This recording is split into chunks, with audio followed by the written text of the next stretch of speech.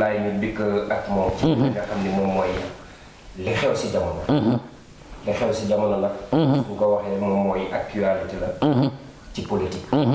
ak ci lépp loo xam ne mu ngi ci yëngu-yëngu. benn ñu commencé li nga xam ne moom mooy. li nga xam ne moom mooy tegu ci njiitum réew mi. ñu koy wax premier ministre. Ousmane Sonko.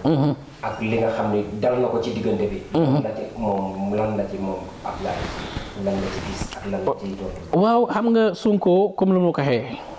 Sonko nit ku baax la te jullit la moom wax na li muy wax. moom wax na moom bëggul borom ñaari tur ci réewam. mais loolu jeexal na wax mais lan ni Sénégal lan la bëgg ñu wax. wala du loolu la wax. nit bu dikkee di ko wut si moom jàppale war na ko mën a jàppale. waaw mën na ko jàppale mais moom nii diinam santaane mu ngi ko def moom nee na bëggul Sénégal bëgguñu koy te Sénégal du ko mus a bëgg. loolu Sénégal du ko mus a bëgg ba keroog ni sango suuf kon kay loolu kay nañ noppalu lan mooy problème kon. moom wax na ko nee na du bokk kay bëggul kay bokkul kay mais lan mooy problème doo mus a am. am na solo maanaam président Ousmane Sonko bi mu génnee di wax sa affaire LGBT mbirum góor jigéen yi. ñu gis nag Sénégalais yu bëri ñëpp di génn di kaas ki ci mel ni Mame Matar Gueye nekk Jamra. na nga gisee kàddu yi nga xam ne yëkkati na ko jëmale ko si kii ñuy wax le premier ministre Ousmane Sonko. mais li ma dégg man.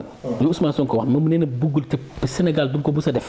mais que loolu ko jeexal na wax lan mooy problème bi wala doonoo bëgg mu wax waaw lël mais moom nee na bëggul kay loolu du am kay loolu jeexal na. te loolu du mës a am su réew ni ay jullit lan.